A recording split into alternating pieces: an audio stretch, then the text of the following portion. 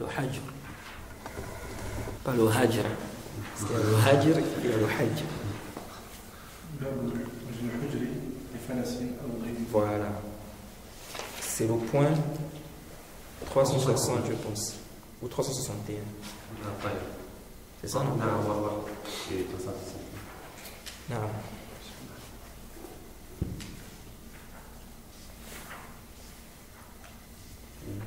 Vas-y. Tu lis au téléphone. Et comme c'est pas le même temps là, il y a certains. Ah, il y a des mots. Donc, Sofiane, tu devais lire? Non, c'est lui qui va lire. Alhamdulillah Rabbil Alamin, wassalatu wassalamu ala Rasulillah, amma ba'd. يقول المؤلف رحمه الله ومن عليه الحق فعليه الوفاء كاملا بالقدر والصفات. نعم بسم الله والصلاة والسلام على رسول الله أما بعد. Donc le cheikh dit, on avait vu déjà avant ça, on avait vu que le cheikh a dit ici qu'il convient de faciliter, n'est-ce pas, le débiteur solvable. Donc celui qui a, n'est-ce pas, emprunté de l'argent, ou bien qui a une dette, mais qui est solvable. Donc lui faciliter, c'est quelque chose de demandé. Et c'est venu dans le Sahih Muslim que le prophète Muhammad sallallahu alayhi wa sallam a dit: Man anzara mu'asiran aw wada'a anhu azallahu Allahu fi zillihi. Donc celui qui va accorder un sursis, un temps à celui qui est en difficulté, donc il n'arrive pas à rembourser, n'est-ce pas, il a une difficulté pour rembourser ses dettes, ou bien il a annulé la dette, il sera, n'est-ce pas, sous l'ombre du trône d'Allah le jour dernier. Donc, ça fait partie des mérites. Et dans le Sahih Muslim aussi, le prophète nous a informé de quelqu'un qui a annulé la dette de celui qui était en difficulté, et il facilitait celui qui était solvable, le débiteur qui était solvable, et Allah lui a pardonné. Donc ça montre qu'il y a des mérites dans cela. Ensuite le cheikh a dit, celui maintenant qui doit, il doit rembourser, n'est-ce pas, donc ce qu'il doit, il doit rembourser totalement, en quantité et en qualité. En quantité et en qualité. Ça veut dire que ce que tu as emprunté, tu dois rendre cela totalement, Jade. Maintenant, si en remboursant, tu donnes plus, est-ce que c'est permis? Oui, c'est permis, Jade. Et on avait déjà vu ça. Celui qui a emprunté, par exemple, de l'argent, il va rembourser, mais il décide de rembourser plus que ce qu'il a emprunté, c'est permis. Ça ne rentre pas dans le riba. Pourquoi? Parce que ici, là, le riba qui est interdit, c'est lorsqu'on met ça comme condition. Je te prête, par exemple, 1000 euros, à condition que tu me rendes 1500 euros. Ça, c'est le riba. Jade. Ou bien je te prête telle chose, à condition que tu me rendes ça avec un plus, un intérêt. Ça, c'est le riba. Mais si ce n'est pas conditionné, c'est-à-dire toi-même de ton propre chef, tu décides de lui donner un plus, comme ça, sans qu'il n'y ait eu quoi? Une condition, c'est permis. Et on avait aussi vu que ce qui est connu, c'est comme ce qui est conditionné. Ça veut dire quoi? Que si c'est connu que lorsque tu vas emprunter de l'argent, tu dois rendre avec intérêt, même s'il ne t'a pas dit, c'est considéré comme une condition. Jaïd, c'est considéré quoi? Comme une condition. Al-ma'ruf urfan, kal-mashruti shartan. Jaïd. Donc ici là, si tu as emprunté quelque chose, il faut rendre la chose totalement. Après le cheikh a dit, قال صلى الله عليه وسلم مطل الغني ظلم وإذا أحيل بدينه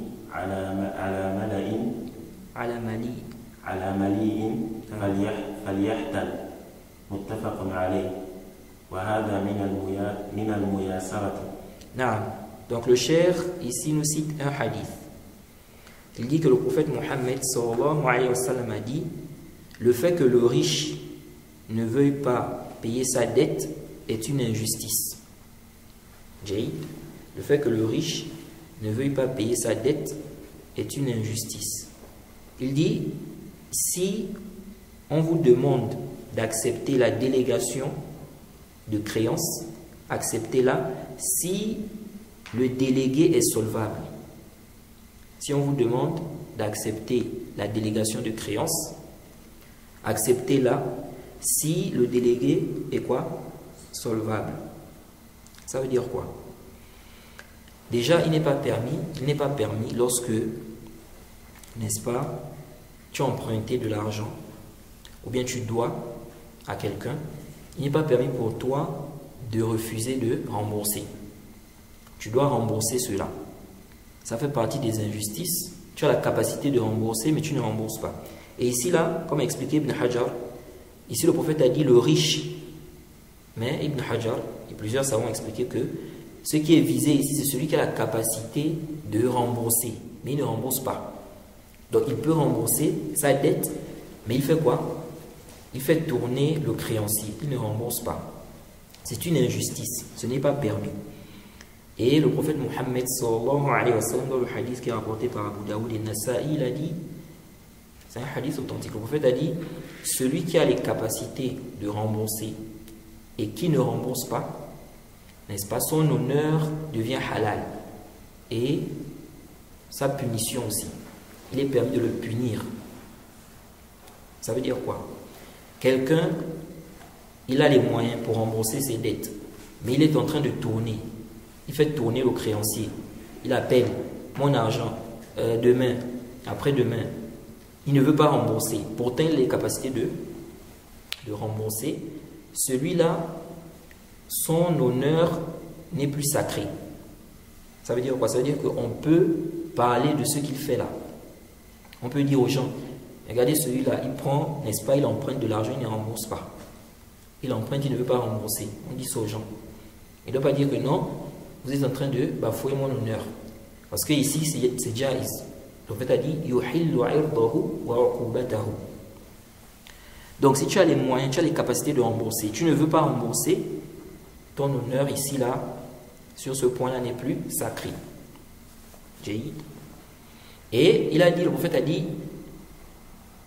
yuhillu irdahu wa uqubatahu. Donc sa punition aussi est permise. Il est permis de le punir. Donc le gouverneur, le chef, peut le punir. Il peut l'enfermer, n'est-ce pas? Des savants comme le Cheikh al-Islam ibn Taymiyyah disent même qu'on peut même le frapper pour qu'il rembourse.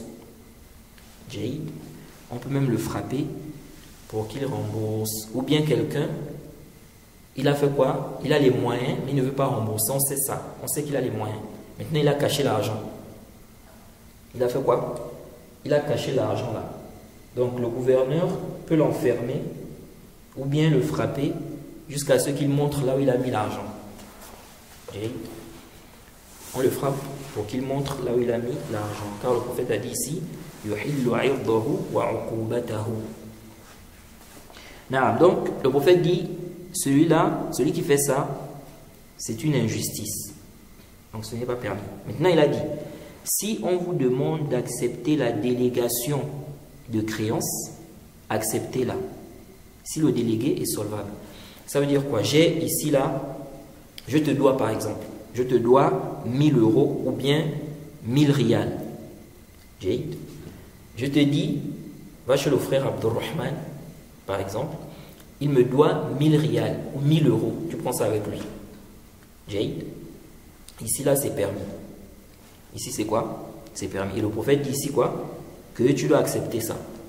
Donc, je te dois, maintenant, je te renvoie vers quelqu'un d'autre qui va te donner quoi?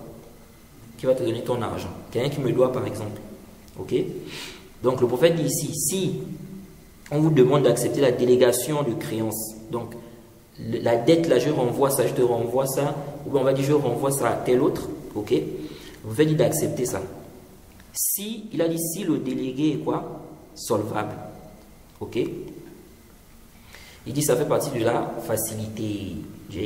Donc, il faut que celui-là, vers qui tu vas aller récupérer la, comment on appelle ça? La créance ou bien la dette, il faut qu'il soit quoi? Solvable. Donc, il a les moyens, il peut rembourser ça. Si maintenant moi je te dis, va chez un tel, il me doit, tu récupères ton dû là-bas, et c'est connu que c'est quelqu'un qui est pauvre, il n'a pas d'argent, il a des problèmes, des dettes, tout ça là. Ici là, tu n'es pas obligé d'accepter ça.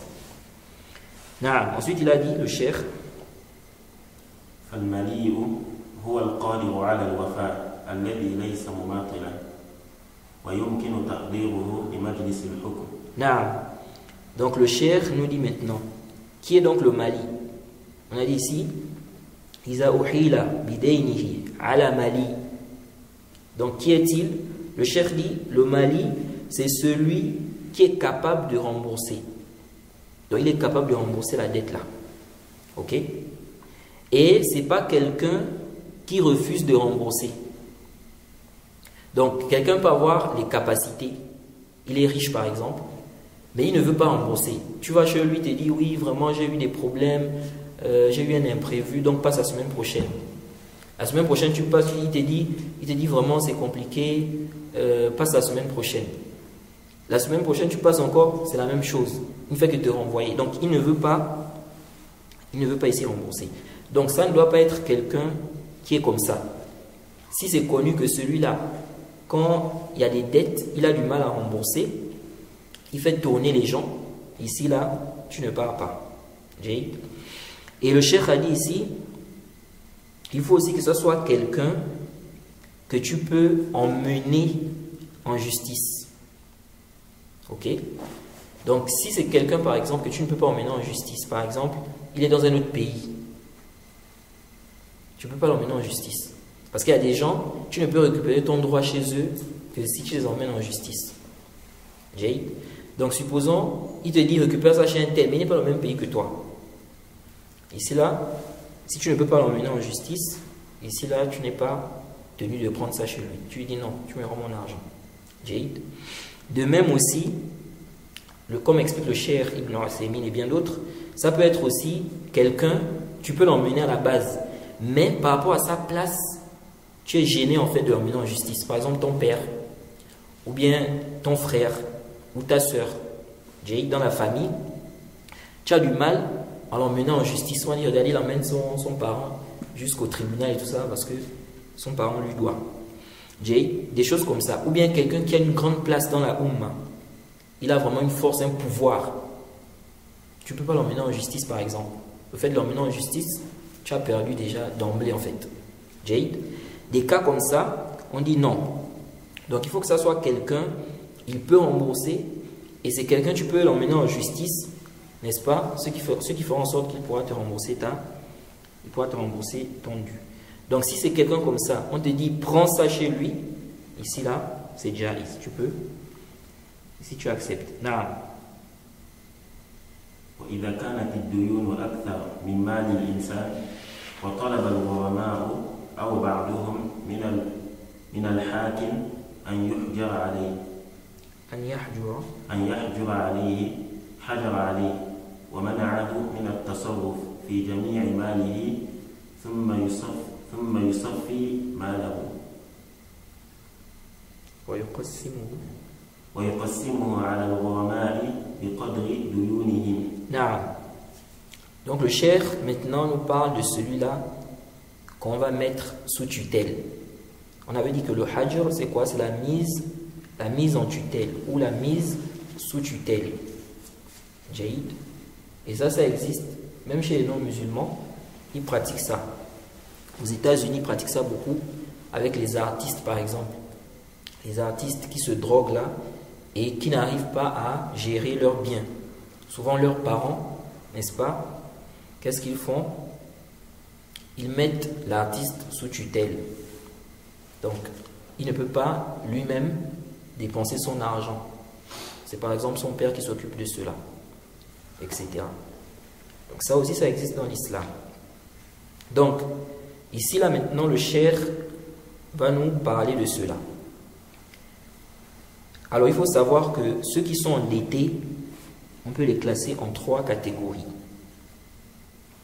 On a celui dont le moment de la dette n'est pas encore arrivé, le moment du remboursement, allais-je dire.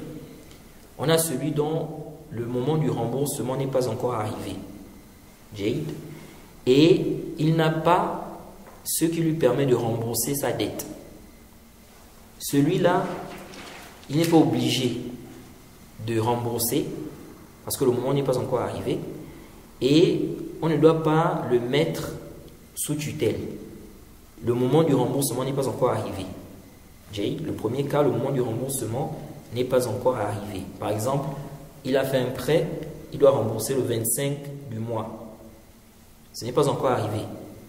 Celui-là, si il est dans l'incapacité de rembourser, on ne le met pas sous tutelle parce que le moment n'est pas encore arrivé. Il n'est pas obligé aussi de rembourser parce que le moment n'est pas encore arrivé. Ça, c'est le premier cas. Deuxième cas, c'est celui, n'est-ce pas, dont ses biens surpassent ses dettes. Ok?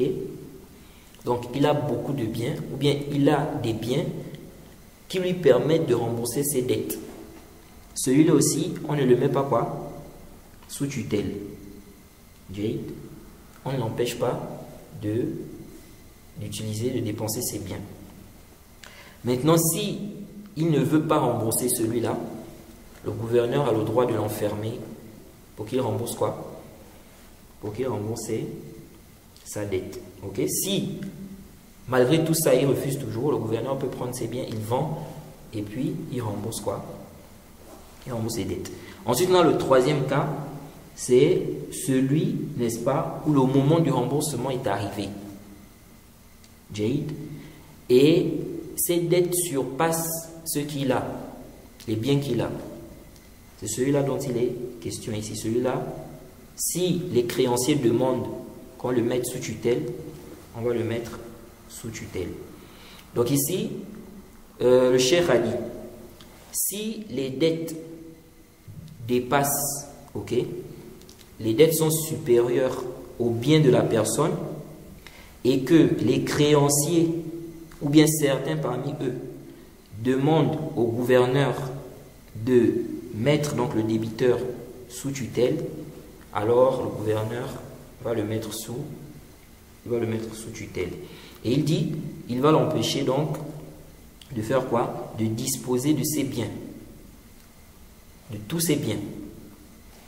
Ici là, tous ses biens, les savants ont dit, sauf, on va le laisser en fait, ce qui, on va dire, c'est une nécessité. Ce qui constitue une nécessité pour lui. Ça, là, on ne va pas prendre ça. Par exemple, sa maison. Si on prend la maison, avec tous les biens on vend, il va rester où? Et c'est une nécessité. Donc la maison, on laisse. Des pays où il fait très chaud, dans certaines périodes, comme en Arabie Saoudite. On ne va pas prendre, par exemple, la clim, le climatiseur. On ne va pas prendre ça et vendre ça. Parce que en Arabie Saoudite, par exemple, le climatiseur, c'est comme une nécessité. Il est très très difficile de rester sans ça. Donc, on va prendre ces biens, on l'empêche d'utiliser ça. Et qu'est-ce qu'on va faire? Le cheikh a dit ici, on va ici vendre ça. Ok? On va liquider ça. On va faire quoi? On va liquider ça. Ensuite, on va partager cela entre les créanciers en fonction de leurs dettes. En fonction de quoi? De leurs dettes. Naam. ولا يقدم منهم إلا صاحب الرهن برهنه. نعم. ثانيا وقال صلى الله عليه وسلم من أدرك ماله عند رجل قد أفلس فهو أحق به من غيره متفق عليه. نعم. Donc on va prendre ces biens, ok, donc pour préserver les biens des créanciers, pour préserver leur dû, on va l'empêcher de disposer de ses biens comme il veut. Donc on va bloquer. Et on va prendre ça, on va vendre pour rembourser ses dettes. Et comme on a dit, on va laisser ce qui est une nécessité pour lui. Maintenant, quand on va partager, comment on va partager ça? Le cheikh a dit ici que c'est en fonction des dettes des créanciers. Donc chacun en fonction de sa dette, ou bien on va dire de ce qu'on lui doit. Un exemple, le débiteur qui doit 2 millions à des créanciers, à 2 créanciers, on va dire. Chacun 1 million. Donc il doit 1 million à chacun d'eux, ce qui fait 2 millions. Maintenant, lui dans ses biens-là, ce qu'il a dans ses biens, ça n'atteint pas les 2 millions-là. Donc on va prendre ses biens, on va vendre ça pour rembourser les créanciers. Maintenant, quand on regroupe ces biens-là, quand on décide de vendre ça, on a vendu ça, ça a donné par exemple 1 million. Donc ce qu'on a eu dans la vente de ces biens, c'est 1 million. Alors que lui, il doit combien? 2 millions. Ok? Il doit 1 million à, on va dire, au créancier A, 1 million au créancier B.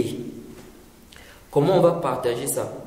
Parce que ici, là, ça ne fait que 1 million. Ok? Ici, là, qu'est-ce qu'on va faire? On va partager ça à égalité. Donc, on va diviser les 1 million là par 2. On va donner à chacun d'eux 500 000. Jade. Maintenant, il va rester combien? 1 million. Il va rester 1 million. Donc, il doit encore 1 million. Donc, il doit 500 000 au créancier A et 500 000 au créancier B. Jade. De même, quelqu'un, il a par exemple des dettes de 900 000. 900 000 au total. Il doit 3 personnes.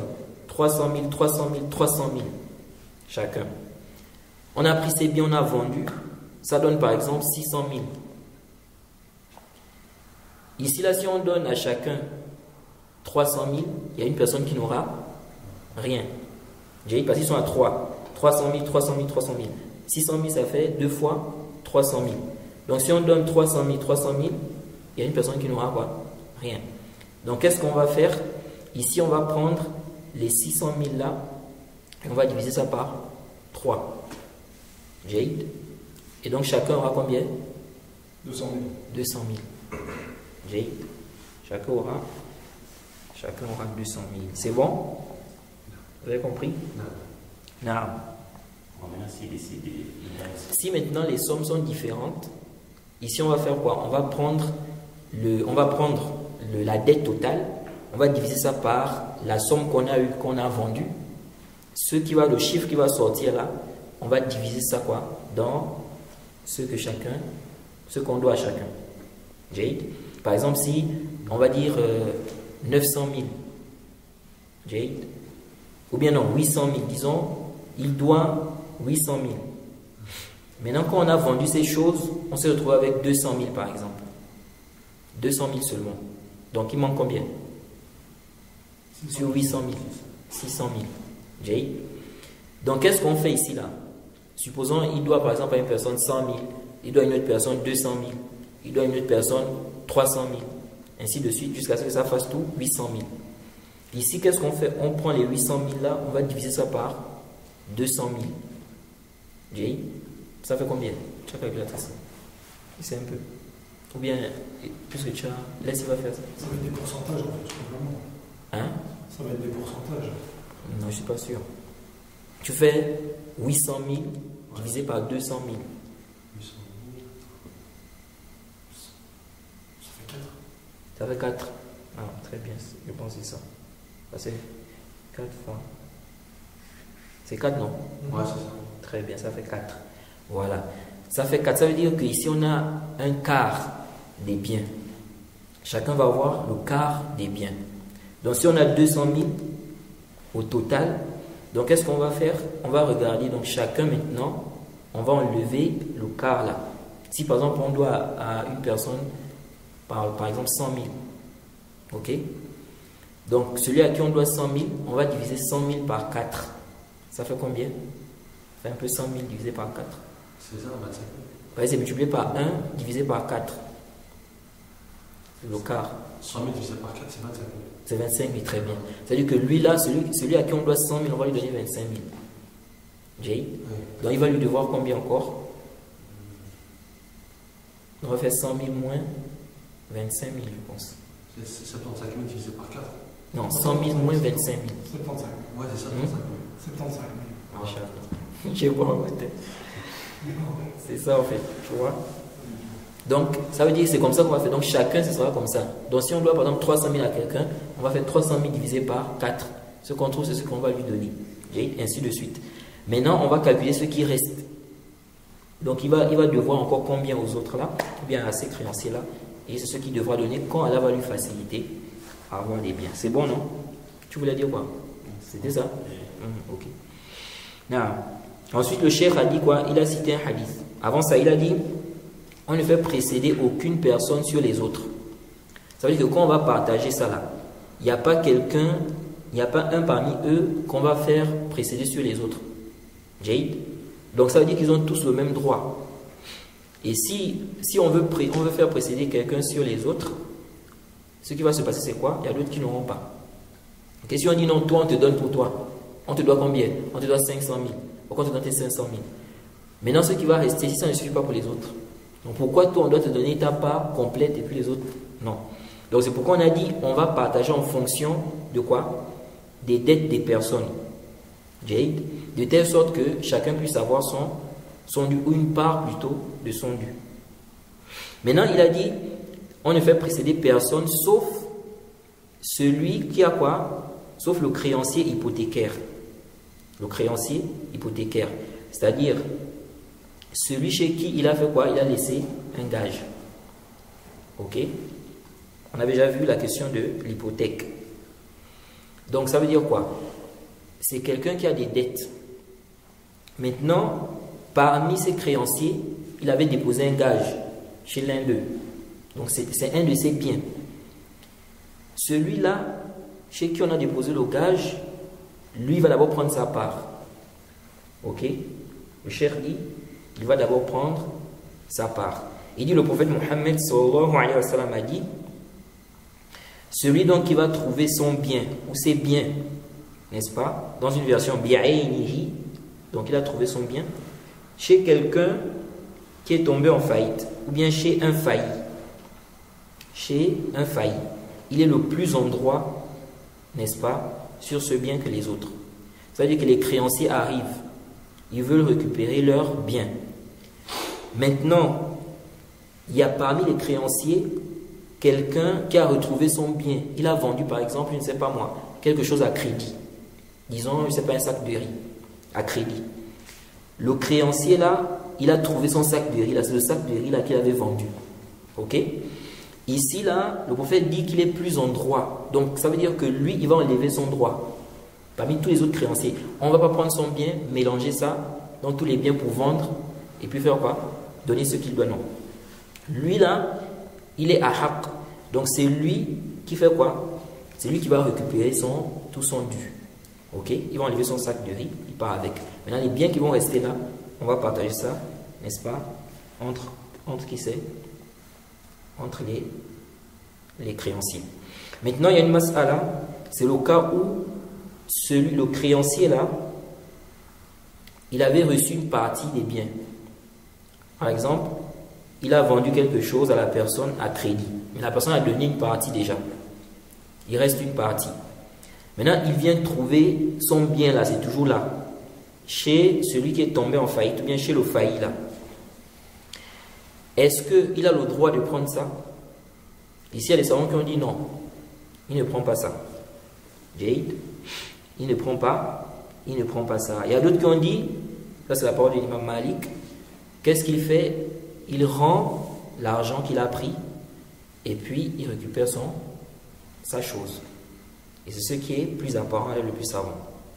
Il rend l'argent qu'il a pris et il récupère quoi? Il récupère sa chose. Jade. Car le prophète dit ici, il est plus en droit. Man adraka ma'lahu 'inda rajulin, dans une version bi'aynihi. Jade. Wallahu a'lam. Na'am. ويجب على ولي الصغير والسفيه والمجنون أن يمنعهم من التصرف في مالهم الذي يضرهم. نعم.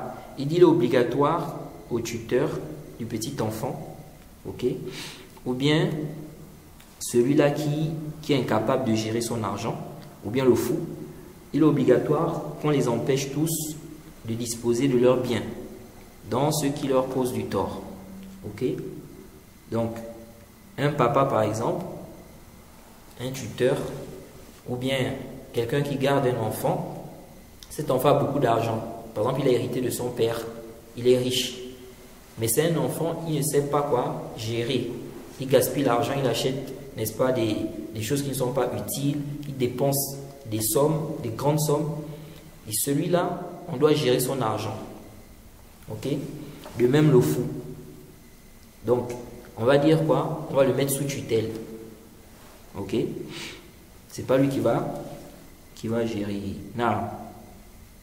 قال تعالى ولا تؤتوا السفهاء أموالكم التي جعل الله لكم قياما.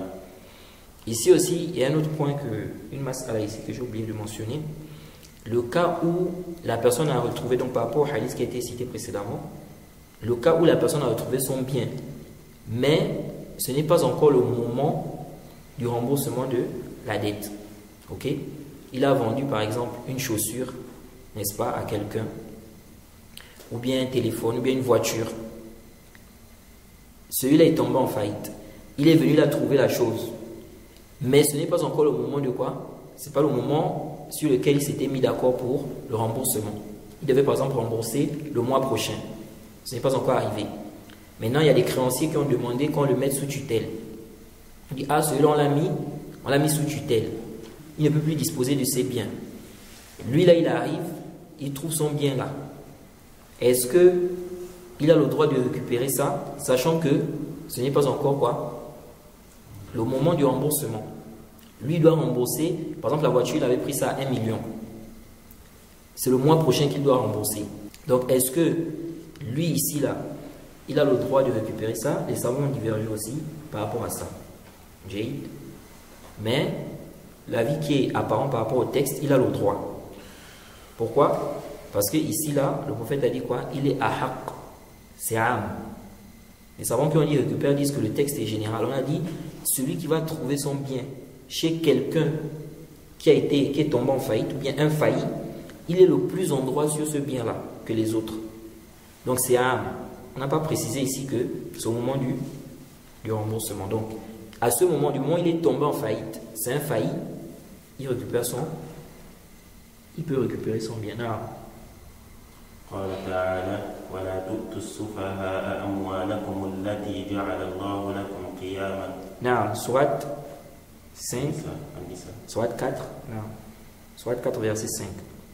Donc il dit, Allah a dit, ne donnez pas donc, n'est-ce pas, aux incapables vos biens dont Allah a fait votre subsistance.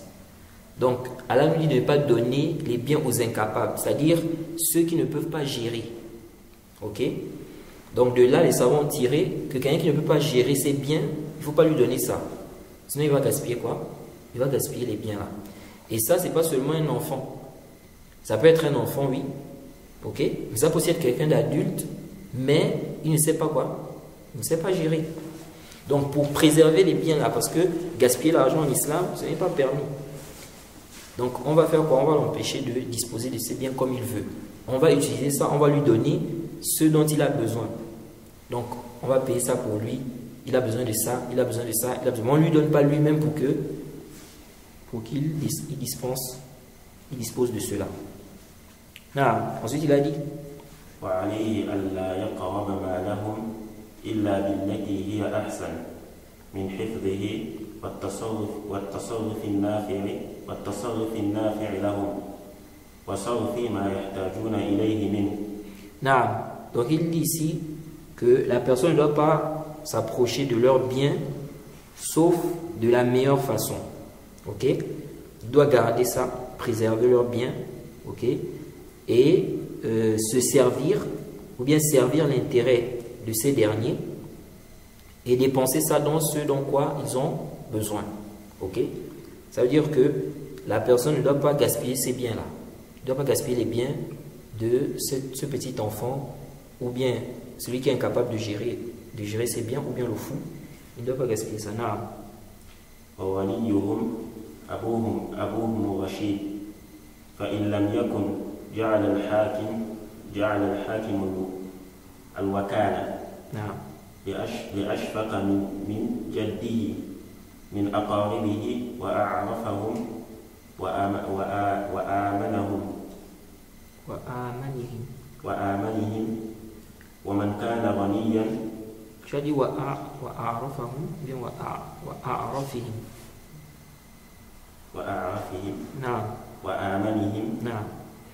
Jade, le cheikh dit ici, le wali, donc le tuteur ici, il s'agit du père, de leur père, qui est Rachid.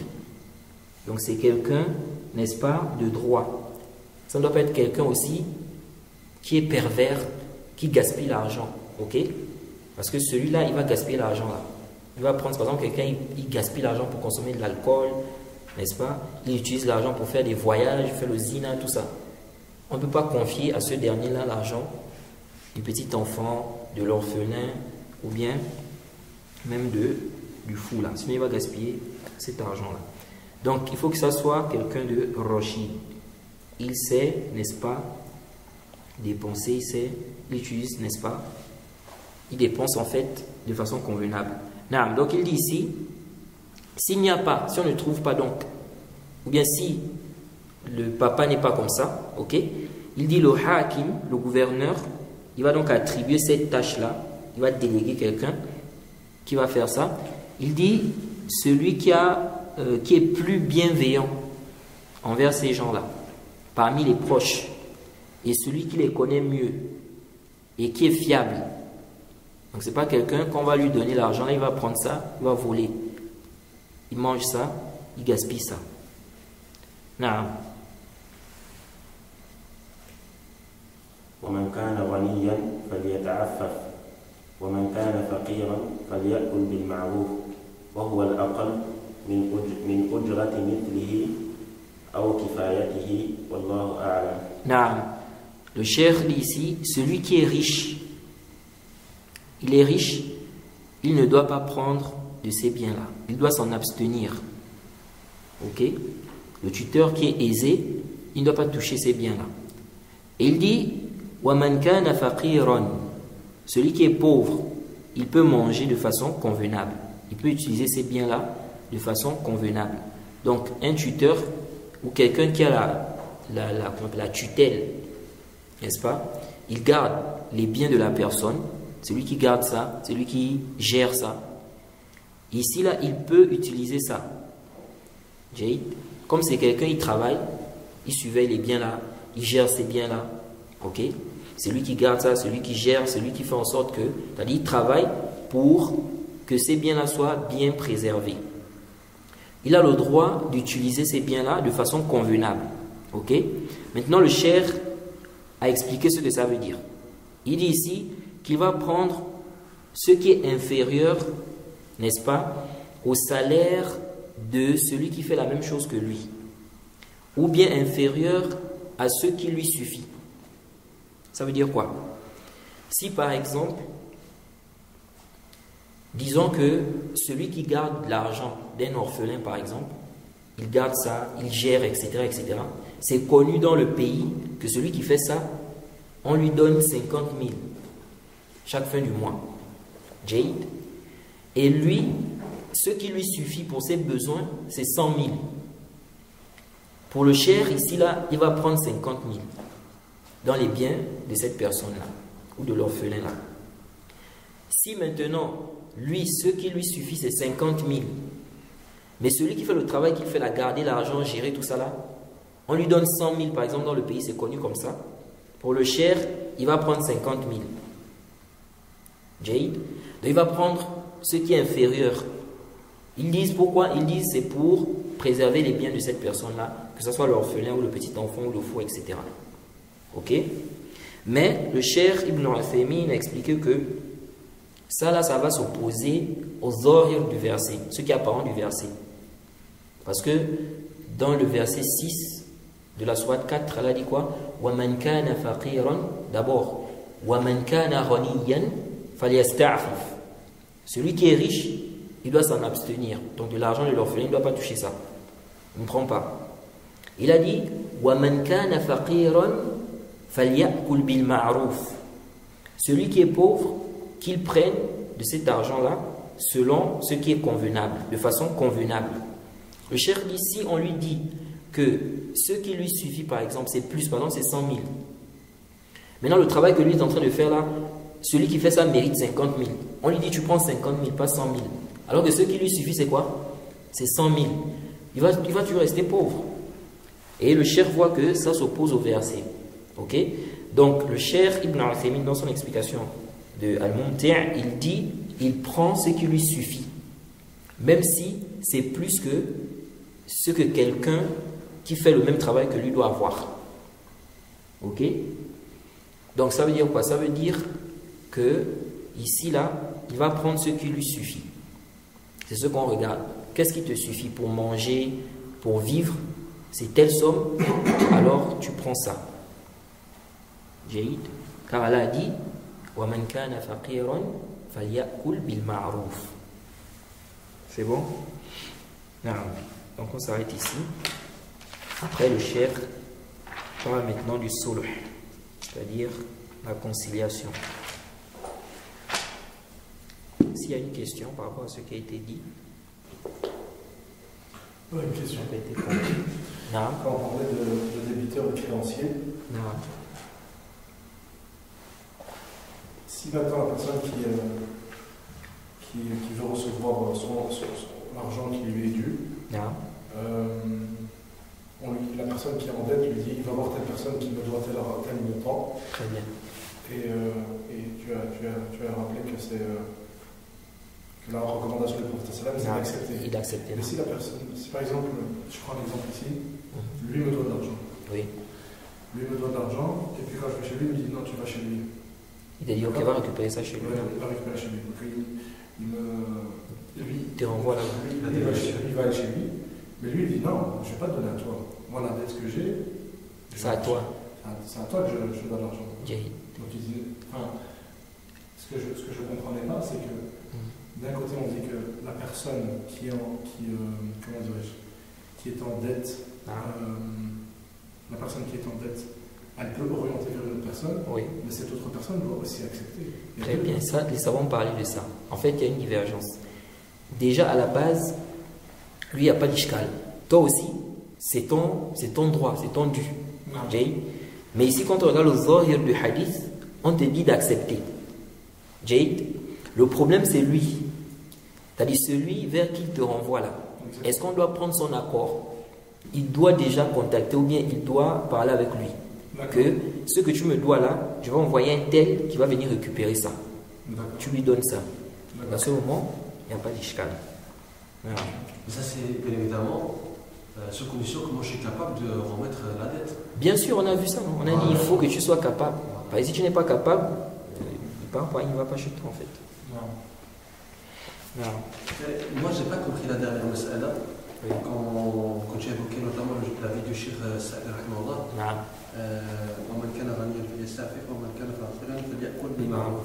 C'est quoi encore le qadr qu'il doit prendre? Tu as dit 100 000, 50 000. Oui, le cheikh en fait, lui, il voit qu'il doit prendre ce qui est inférieur, n'est-ce pas, à la somme qu'on donne à celui qui fait le même travail que lui, ou bien qui est inférieur à ça, à ce qui lui suffit. Tu vois? Ça veut dire quoi? Ça veut dire que pour le cheikh, on va regarder. Si par exemple, toi, quand tu gardes l'argent, de l'orphelin, tu t'occupes de lui, etc., je sais bien, quelqu'un qui fait le même travail que toi là, combien on peut lui donner dans le pays, il mérite combien en fait? On regarde dans le pays, par exemple, si on dit quelqu'un qui fait ce genre de travail là, qui garde l'argent, il gère tout ça, c'est 50 000 par exemple. Tu vois? Maintenant, toi, ce qui te suffit, c'est 100 000. C'est-à-dire ce qui te suffit pour manger, vivre, etc., c'est 100 000, c'est pas 50 000. Chez le Cheikh Saadi, tu ne dois prendre que 50 000 là. Tu ne vas pas prendre 100 000. Donc tu vas prendre ce qui est inférieur, n'est-ce pas? Pas ce qui est supérieur. Tu vois? De même aussi, si par exemple, ici là, toi ce qui te suffit, c'est 50 000. Mais celui qui fait le même travail que toi, c'est combien? 100 000 par exemple. Tu dois prendre 50 000. Ils disent en fait, ici on regarde l'intérêt de comment on appelle ça, celui qui est sous ta tutelle. Tu vois? Le Cheikh Ibn Uthaymin a expliqué que non, tu dois prendre en fait ce qui te suffit. Non. C'est bon, on va prendre du Cheikh Obeid.